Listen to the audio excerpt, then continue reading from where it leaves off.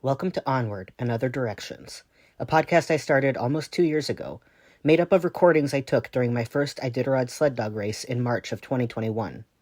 So far in this podcast, I've taken you along the trail for the first half of the race. We have traveled through the Alaska Range, into the cold interior, and for the last couple episodes, into some pretty silly sleep-deprived hallucinations and dreams.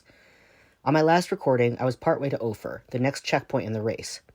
Iditarod doesn't require you to stay in every checkpoint.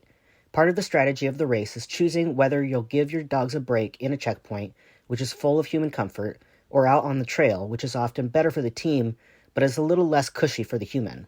Something I discovered as I traveled along was that camping on the trail helped me focus my sleep-deprived ADHD brain to accomplish tasks more quickly. Probably my biggest struggle during the race was completing my breaks in an efficient manner. The last recording had me juggling whether I wanted to stay in Ophir or to move on to my planned camp. This recording picks up just after the next rest I took.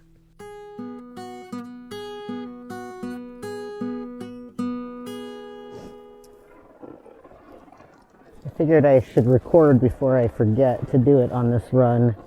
I'm heading from my camp between Ophir and Iditarod to Iditarod. We're about 14 miles away according to the trail signs, so that's good. I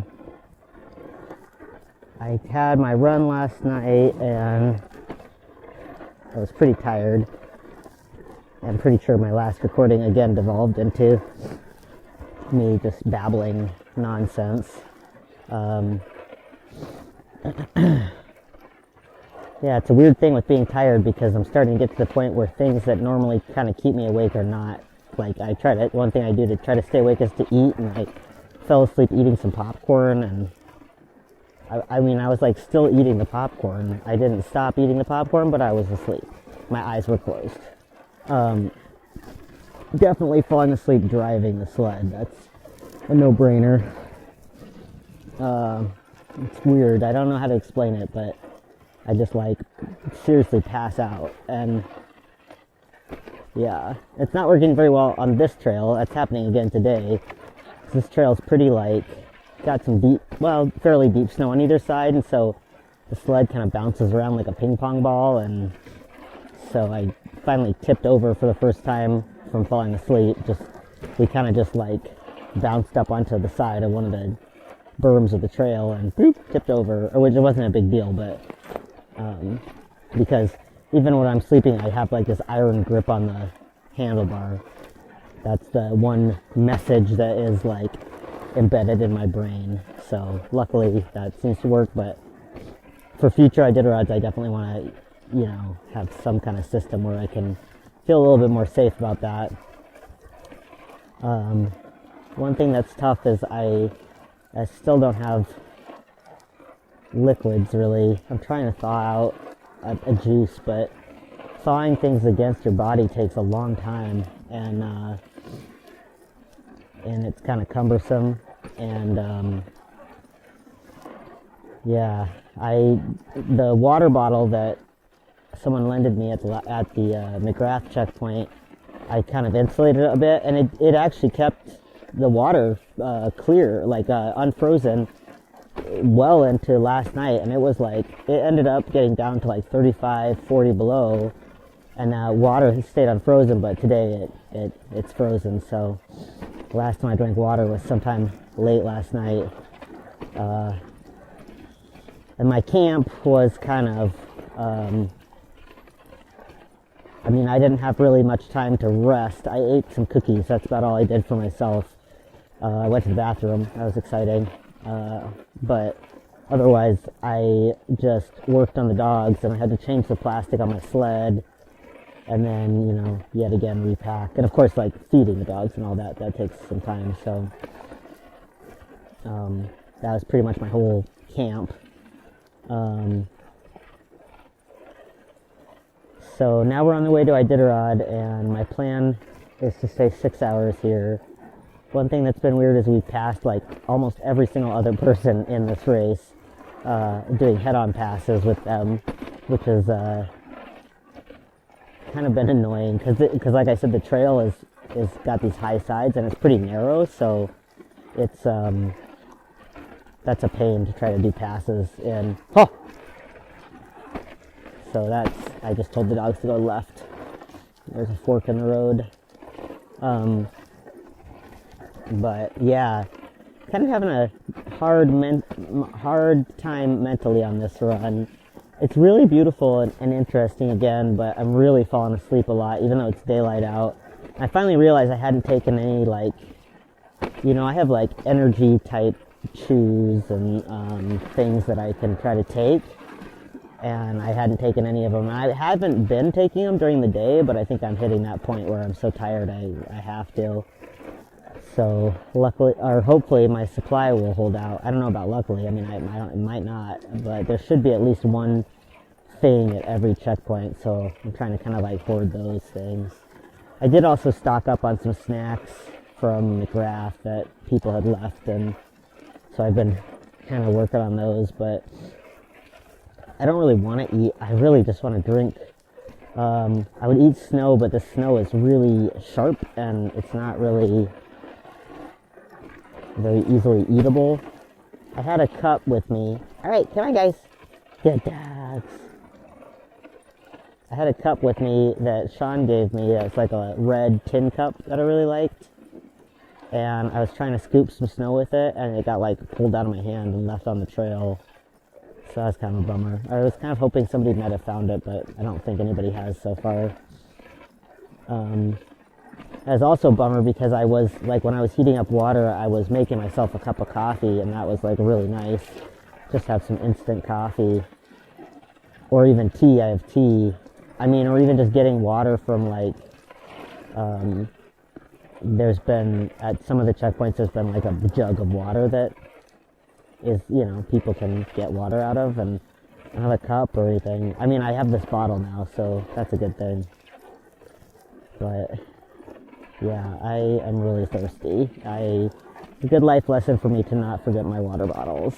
In my defense, I had every intention to bring them. I had them with me, but I left the main one in the truck, and yeah, definitely regretting that.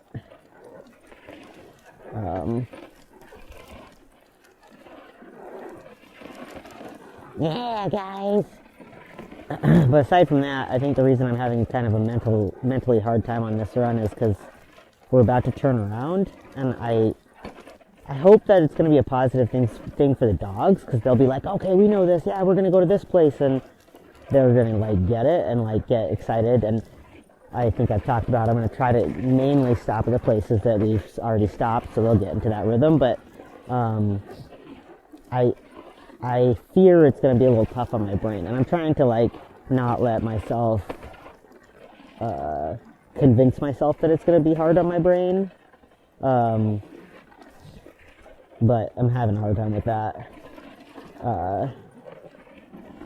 Like, it's kind of weird to go over this trail and then realize I'm going to have to turn around and just do this same exact trail after some, like, 6 hours. So I wonder how the other mushers are dealing with that. I mean, that's been something we've all speculated about, like how that's going to be. And I do think that one thing, I think that maybe one thing that will be helpful is that once we turn around, every single step is a step closer to the finish, as opposed to like away from the finish. Obviously it's all a step closer, but I think it'll seem a little bit more real as we move closer back towards Willow. So I hope that will be a positive thing. And I hope I can kind of figure out how to either stay awake or stay upright, because some sections of the trail, it's not bad to sleep on, like on lakes and stuff. But with the it's not even like a very technical trail, but I put new runner plastic on. Like I said, it's really slippery, so my sled just like slides all over the place. And then with the way that this particular trail is, it's just very, it just bounces you around, so not very useful for sleeping. But It's so weird. I don't really know how to describe it. I don't actively feel tired, but I just keep falling asleep. Like, obviously my body is very tired. It's not like a tiredness where you're like, wow, I don't even know how to describe this tiredness. It's, yeah. My body just keeps shutting down. It's just like, whoop. And that's a weird and disconcerting feeling. Oh, one thing that happened on this run was I finally really kind of ran into my mentor, Martin Boozer. I think, in an earlier recording I talked about that he and Allie had passed me at about the same time, but he was like on the move. I don't even think he knew who I was, but we did a head-on pass, and he knew who he was, and he stopped his sled, and he talked to me for a minute. That was really nice. And he asked how things were going, and he asked how my sled was doing, and it was really nice. He said he was really proud of me, and that was like really cool. So yeah, that was like a really special thing. But to make it really extra special, right before we passed, I fell. Like, I wiped out. Not like the sled fell. I just personally fell, and it was very undignified. So like when he first saw me, I was like falling, and then yeah, it was ridiculous. But whatever. And I'm in this really giant parka. I look absolutely ridiculous. I feel like all the other mushers are looking very cool and epic, and I am looking like a goofy, I don't know, cartoon or something. But that's okay. My dogs look good. Another musher said, your dogs are pretty. I agree. They are. And they're looking good. They're happy. So I tried to do a 4-hour rest. I ended up almost precisely a 5-hour rest, so getting closer to progress. Better than the several hours I've been over my other checkpoints, so definitely was helpful at my camp to not have other people around talking to me. Wow, somebody like jettisoned a bunch of booties here. That's not cool.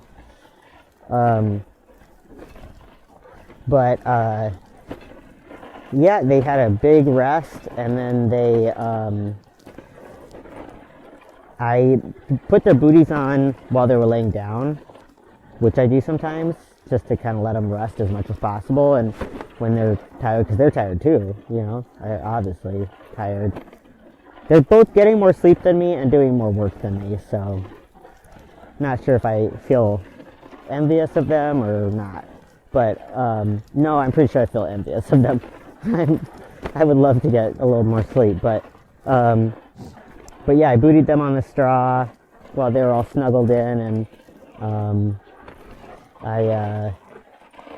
at the camp, I only had a couple blankets, and it was pretty cold, when I got in. I think it was like, at that area, it was like 26 below, so I snuggled them all in this big piles of hay or straw, and then put blankets on a couple of them, but then I just piled or straw on top of the other ones, because that really does help them kind of insulate. And so I got some really cute pictures. And I don't know if this ever becomes a thing that people listen to, and if they want to see the pictures, I'll put the pictures there, because it's real cute. So they were still like underneath their piles of straw, like some of them just looked like a haystack, like not a dog, just a haystack. And I was just putting booties on the emerging feet from the haystack. And then I kind of had to finagle the sled so that we could get around the trees. But then once I did that and went back to the sled, and they just jumped right up and were ready to go and barking and screaming. So that's pretty awesome for a rookie team who's,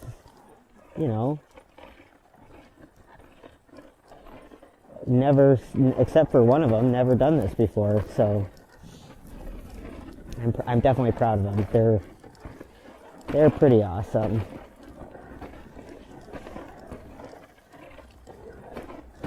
I think maybe my mental state was also affected by just leaving the grass so late. I still struggle feeling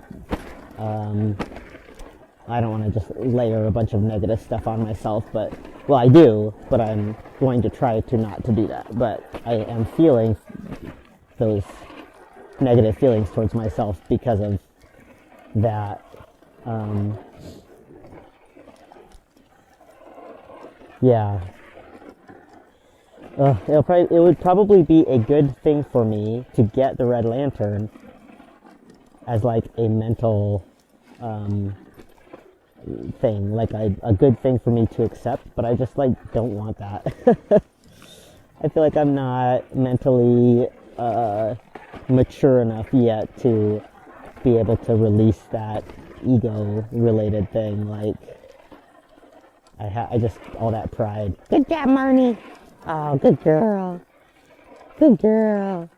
Yeah, I mean, these guys, they're getting to run, which I love. They're getting to smell new things.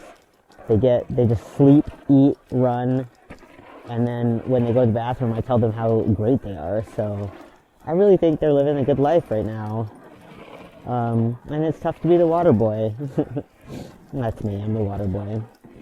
The waterless water boy. They get water because I melt snow for them.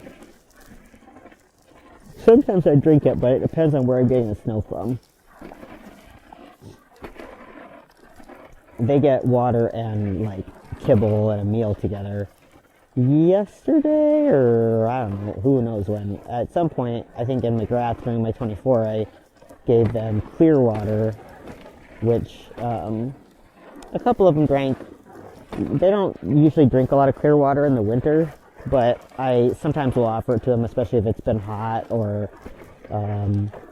for instance, they weren't very interested in like the lunchtime meal I gave them during that break, and so I wanted to just make sure they got some liquids, so I gave them dry kibble on the ground, and then like filled their bowls with low water, and some of them drank, and that was really good.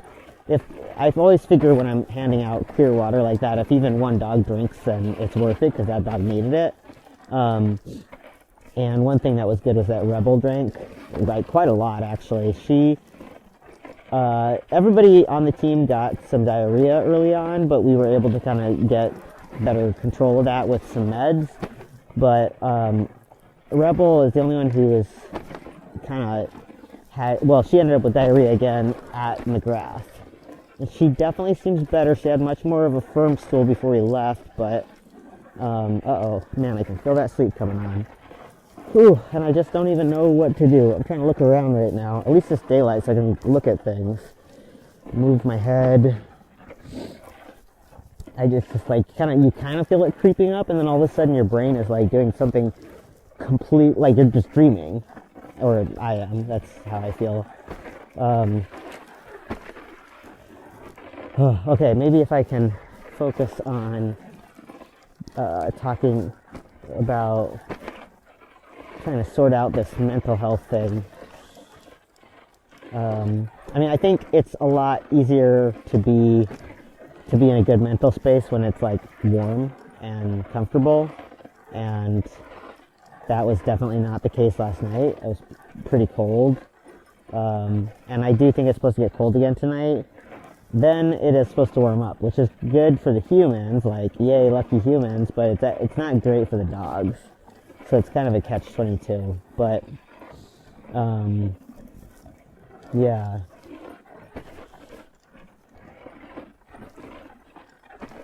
I'm trying to think of some, well, not think of, but just like implement some like coping mechanisms that I can try to use to not let myself spiral basically down into the pit. Into the pit of despair. I don't know what that accent was, but the dogs liked it. It meant to do something very different, but that's what came out, so that's what we'll accept. This run has been a bit hilly, surprisingly. I mean, not huge or anything. They're kind of like really gradual rolling hills, but a lot more up and downs than I was expecting.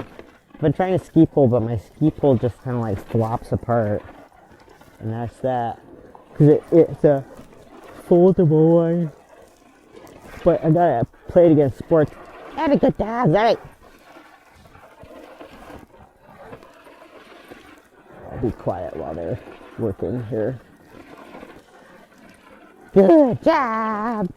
I got it at Played Against Sports and I assumed that the reason that they were giving it away is that the folding part was kind of funky because, like, it just, while you're using it, it's some tension in the folding part's gone or something, and it, like, just flops apart now.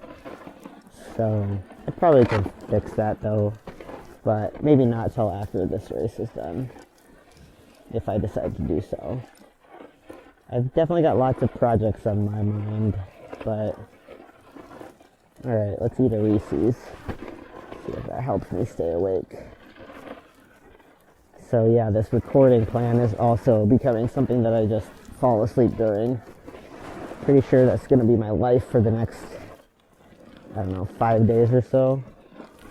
4 days maybe? I don't know. I guess if we're not taking the 24, it might be slightly shorter. Alright, let's game it out. So...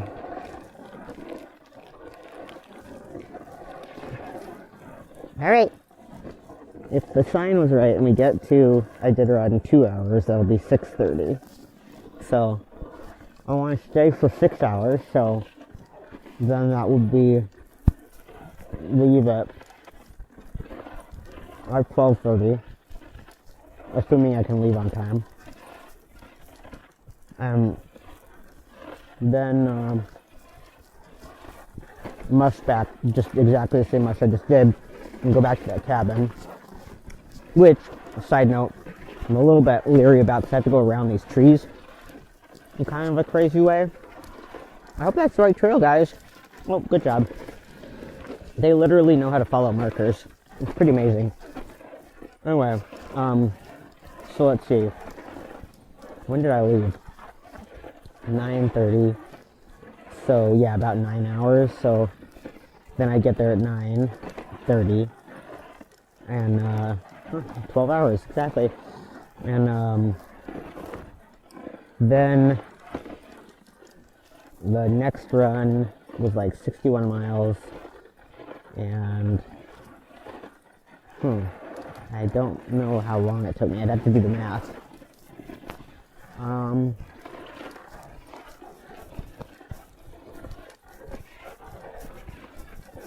Almost 10 hours, though. That's a long run. One thing I could do on the way back is split it into 3 runs, but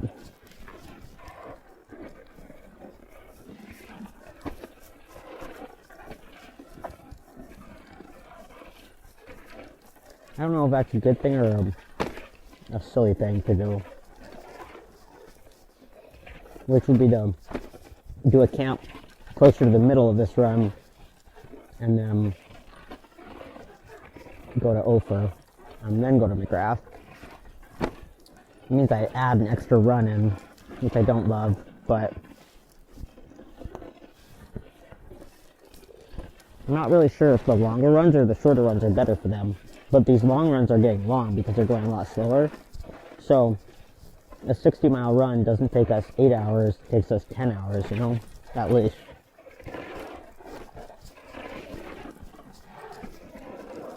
So that's a pretty tall order.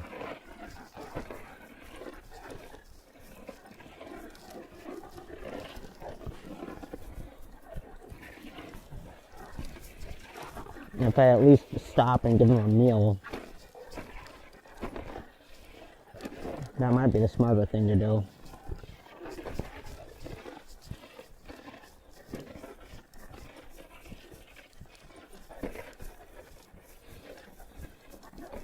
Well, we'll see. Oh.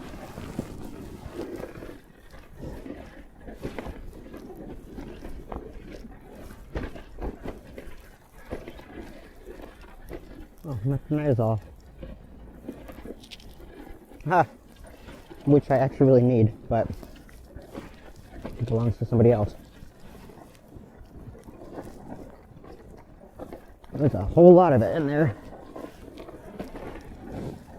I'll put that in a safe place. I don't know the name of that person, but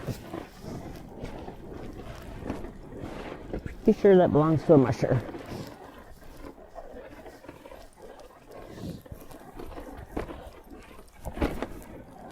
So I did 40 to Ophir, or like 40 to the camp, 40 to Ophir, 40 to McGrath, 340s. Although, if that sign was correct, it's not 340s, it would be like a 30 and 240s, something like that. Because there's 10 miles missing from the calculation, if the trail sign is correct.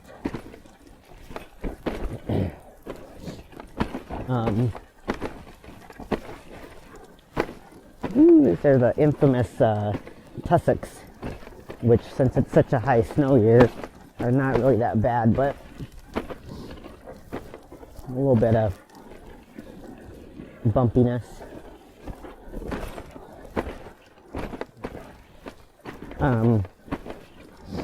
So let's see, 40, 40, 40, and then McGrath to Nikolai is another 40. And then my plan was to do it's a 75. So I was going to do a longer run and basically do like a 55 in camp. And then Roan to Rainy Pass was, what was it? Gosh, 27 plus 30, so it was like a longer run already.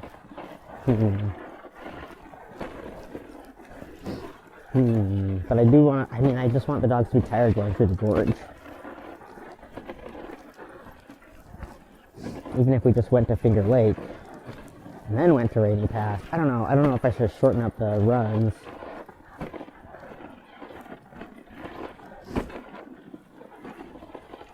Like change up what we're doing. But I don't know. I would give them more food.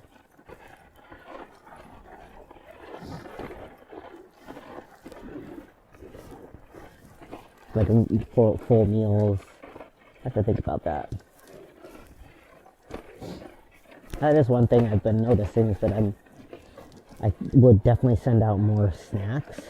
I basically sent out exactly enough snacks for every run, and I have never run a race this long, so I have not seen them needing how much more they need. And they do need more, they do need like a bigger amount of snacks. So, alright, time for my floppy ski pool. Ugh. Let's see if I guess the benefit is if I lose my ski pole, I can pick it up on the way back down. It does. If I want to pick this floppy thing back up.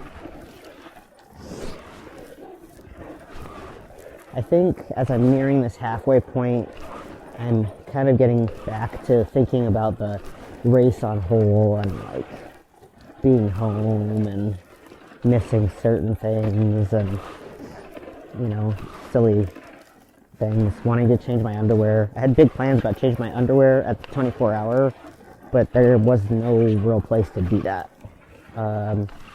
So, yeah, I'm still in my stinky underwear. But that's probably going to just be the case till I get done, because there's just not really any kind of facilities or privacy, or, mostly we've had some tents and then outhouses, but I wouldn't, it's like either porta potties or really kind of old skanky outhouses that I wouldn't really want to change clothes in. For various reasons. Good dogs.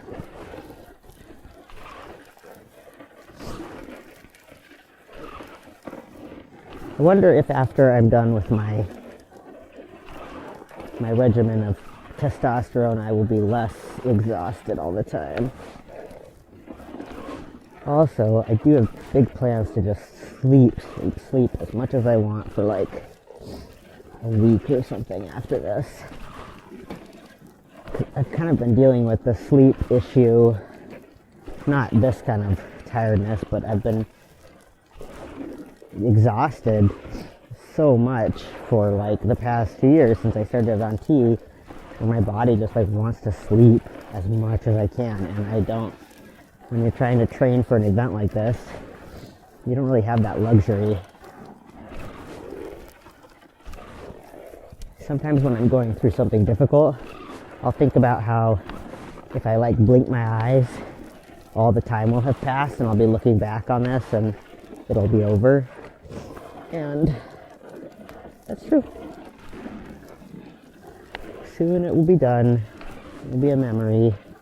Who knows if it will be a fond memory or not. The first part was great. And I think things are still going positively. I think it's just one of those days where I'm in a funk a little bit. And I mean, I didn't sleep at all last night, so I didn't sleep at my camp at all. So, like, I don't even think I sat down. So, maybe that's contributing. It did feel good to get some sleep on that 24-hour layover. 6 hours of sleep was really great, but I'm not really going to have that opportunity from here on out. My goal, aside from trying to get my checkpoint like routine a little bit more streamlined and on target, is to try to get some sleep. Those kind of go hand in hand, because if my checkpoint routine gets more on target, then I can get sleep because I have time for it. If not, then I have to cut sleep, because like that's the one thing that I can afford to not, well, theoretically afford to not do. I'm trying to go over my routine and make sure I have everything down. And wow, this ski pole's getting real floppy.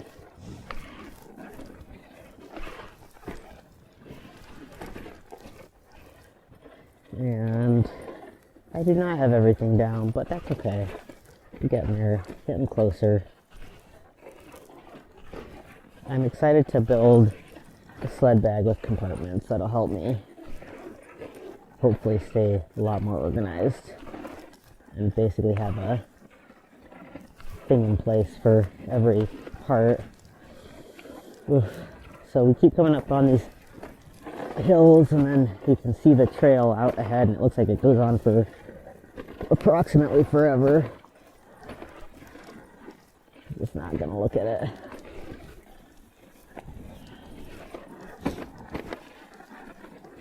It is kind of incredible though, if you like look at it or think about it, about how far you and your team can travel. I mean, God, we just like went about 400 miles across Alaska. Like, that's wild. Now we're just gonna go home, see Iditarod, and then go home. Right, Ophelia? Yeah. I think she just nodded at me. I think she actually just gave me side eye, like, what? I'm busy. A lot of people at the checkpoints, and I mean just everywhere, like at the vet and stuff, will talk about like what the dogs are thinking, or like kind of pretend to have a voice for them, and we'll talk about me as dad. So like, oh yeah, you just want to be back with dad or whatever. And it's so funny because I definitely don't think of myself as a father figure. So I was thinking, I was like, well, what am I then? I guess I finally decided I was like a brother who's also caretaker. A friend of mine once told me that they think that I kind of regard dogs more as friends than anything else. And I think that that is pretty accurate.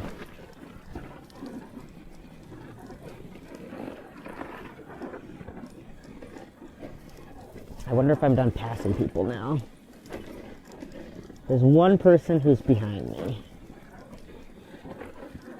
And I know he's kind of doing more frequent stops. More frequent than me.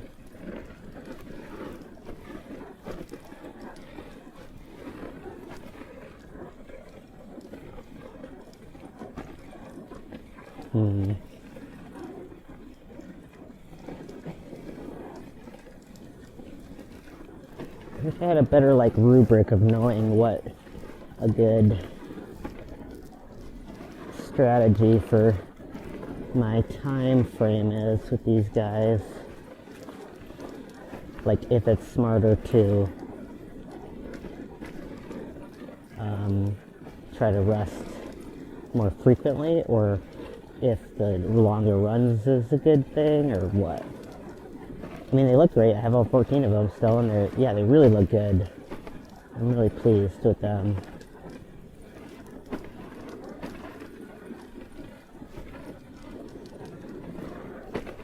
And I have been doing more of the long run stuff. Come on, Emmy! Oops, oh, just lost my ski pole. Come on, Emmy! I have another one. They were kind of annoying anyway. But that was predictable. There's those ski poles. It's like a tradition.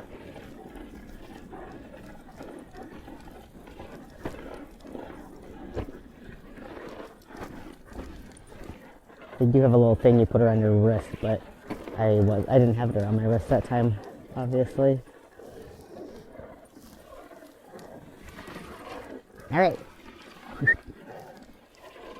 My favorite ski pole is actually a trail marker. It's a perfect size.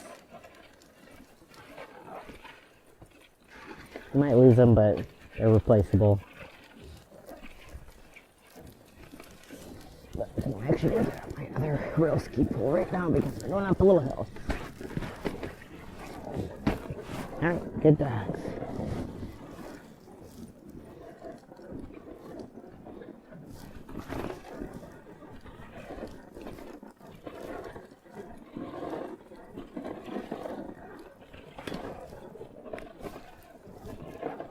I don't know if it's like a healthy thing or not to talk about things I'm excited for, but I am excited for coffee. Oof. Trying to do something and I kind of brace my stomach against the handlebar so that I can basically like drive with it, and every time you hit these tussocks I get just like walloped in the stomach.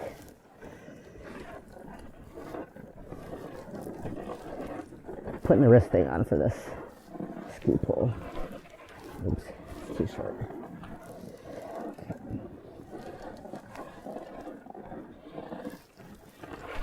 There we go.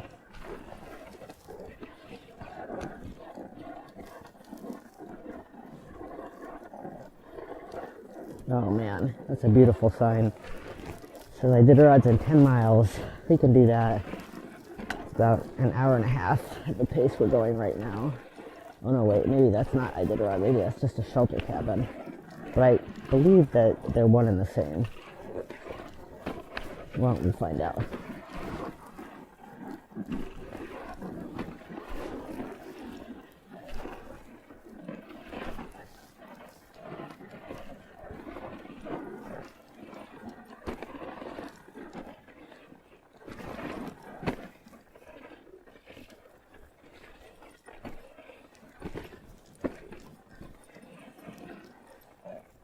I feel like the trail today is kind of the most epitomal Iditarod trail, except for maybe the coast, but we're not going to see that on this race. In McGrath, though, it was super duper windy. I can't remember if I mentioned that in the last recording, so it seemed like it was trying to give us a little taste of the coast. But that was chilly too, but in a different way.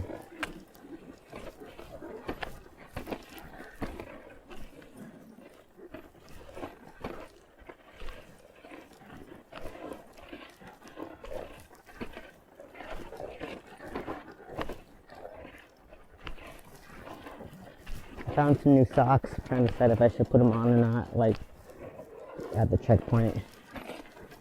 My current ones are kind of, like, I've dried them out, but they're kind of like stiff, full of sweat, dried sweat. One thing I wanted to say last night, but I forgot, was that I, before I left McGrath, I I was trying to figure out how to get, so I have these insoles because when you're mushing, at least when I'm mushing, I put a lot of weight onto the ball of my foot, and to the point where I've like lost the feeling in, I think 3 of my toes. Like it's gone. It's just like numb and has been for years. But the ball of my foot's still pretty painful because of that, and so I got these insoles that are specifically for the ball of the foot, and they seem like they work pretty well, but they have to be positioned in a really specific place, and it's really hard to do that in a boot when you're putting a giant sock on in there. And so when I got everything dried out, I decided I'd try to position the insole on my foot instead of in the boot. See how that worked? I was thinking of like maybe like taping it or gluing it to the sock. The insoles used to have adhesive, but that wore out a long time ago.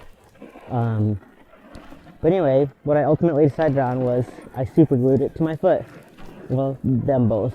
So I have insoles super glued to my foot right now, and they're actually working pretty well. It's a kind of weird feeling, and I bet they'll pop off soon because my feet are sweaty, but yep, there you go. Mushing hack.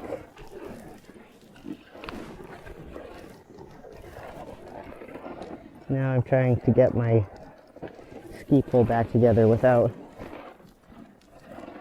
Alright.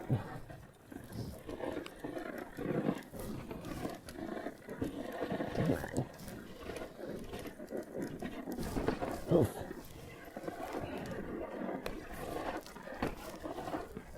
I feel like there's probably some secret locking thing on here, but nope. Whatever it is, I don't know it. Flip lock compactor. Well, I did the flip lock thing, but it doesn't seem to be flip locking. Maybe I just don't understand what flip locking is. Seems plausible.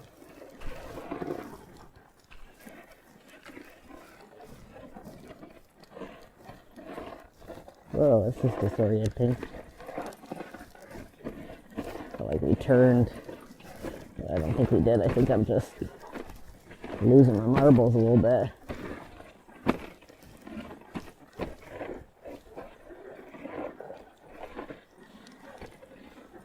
Another hill to climb.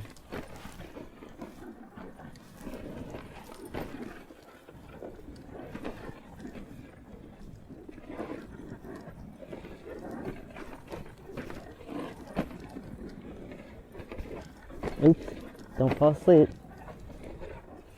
If I'm quiet, that's a good recipe for me to go to sleep. So I've been talking this whole time. You should talk now. Go ahead. I'll just be sleeping over here on the sled, bouncing across tussocks. One of my first races, one of my first like mid-distance races, I ended up running like kind of alongside the handlers of Martin's and their 2 teams. So yeah, they were really nice, but at the very end of the race I passed through like the last checkpoint, and then I was heading towards the finish line, and all of a sudden there was a musher up ahead, another team, and he was stopped, and I was like, is everything okay? And he's like, yeah, do you want a gallon of water? And I was surprised, but apparently he'd bought a lot of water at the gas station, and he was offering me a gallon, so I think I took it. Man, I would love a gallon of water right now. I was half asleep when I told that story. Ooh. I wonder what, if anything, people are thinking about or saying for our adventure. It is weird to sometimes think about all the folks who are like watching you from above, sort of. And yeah.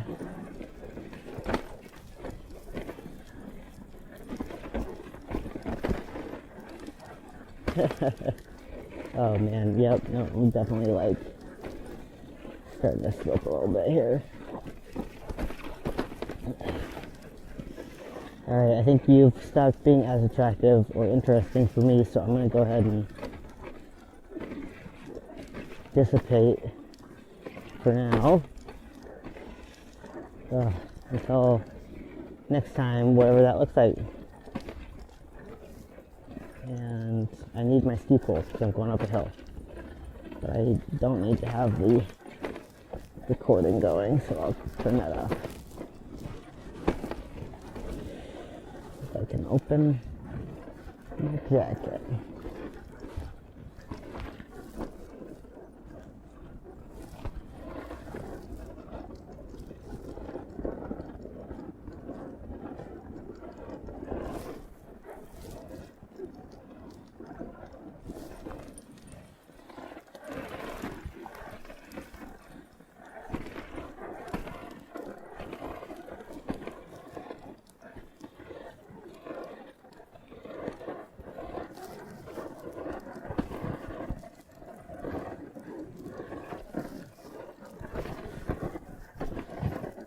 I can't get my glove to touch the thing. You're not supposed to have a touch sensitive.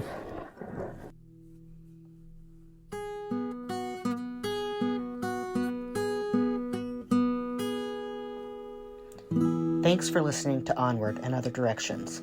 If you enjoy the podcast, you can rate and review it if you want. And of course, subscribe and maybe tell your friends. If you want to learn more about sled dogs and Iditarod and the athletes who do this amazing thing, you can visit our website at ataokennel.com. We hope to see you there. Maybe you can even become a buddy if you like. Alright, see you next time. Onward.